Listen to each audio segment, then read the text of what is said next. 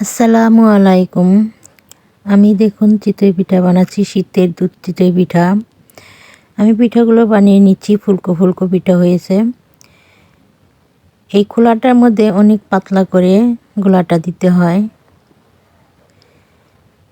দেখুন আমি পিঠাগুলো উঠিয়ে নিচ্ছি। আমি কাউকে রেসিপি শিখাচ্ছি না, আমি বাসায় যা বানিয়ে খাই শীতের পিঠা এবং রান্নাবান্না যা করি সেটাই ভিডিও করে ছাড়ি। তো শীতের দুধ চিতই পিঠা বানালাম। দেখুন এগুলো এখানে অনেকগুলো বানানো হয়ে গেছে, ধোয়া উঠতেছে। এখানে আমি দুধ জাল করে নিচ্ছি এবং শিরা জাল করে নিচ্ছি। এখানে 2 লিটার দুধ আছে। 2 লিটার দুধ আর 2 লিটার পানির মধ্যে আমি গুড়গুলো দিয়ে দিয়েছি। এখানে আমি পিঠাগুলো দিয়ে দিচ্ছি শিরার মধ্যে। অনেকগুলো পিঠা হয়েছে, সকলের দাওয়াত রইল।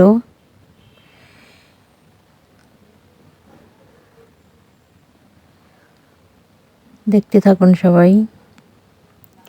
আমি আরও কিছু পিঠে দিয়ে দিচ্ছি। দেখুন পাতিলটা ভরে গিয়েছে।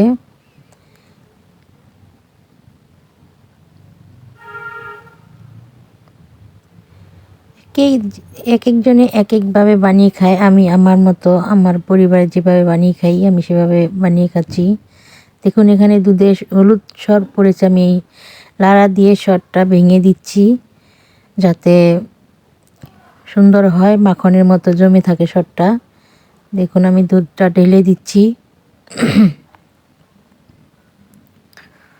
আমি সবটুকু দুধ দিয়ে দিব, 1 কাপের মতো দুধ রাখবো চা খাওয়ার জন্য।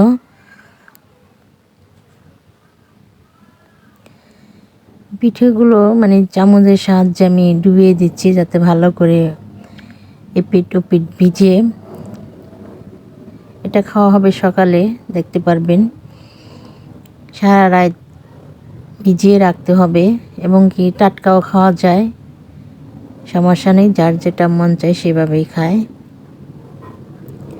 দেখুন আমি 1 কাপের মতো দুধ রেখেছি চা খাওয়ার জন্য, সবটুকু দিয়ে দিয়েছি।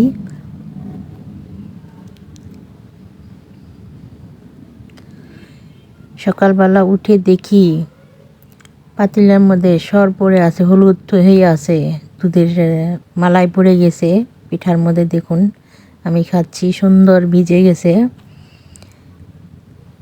দেখতে থাকুন। দেখুন চামিচের সাহায্যে কাটছি আমি। ছোটো ছোটো ফুলকো ফুলকো পিঠে হয়েছিল, সাজের খোলায় বানিয়েছিলাম। সবাই ভালো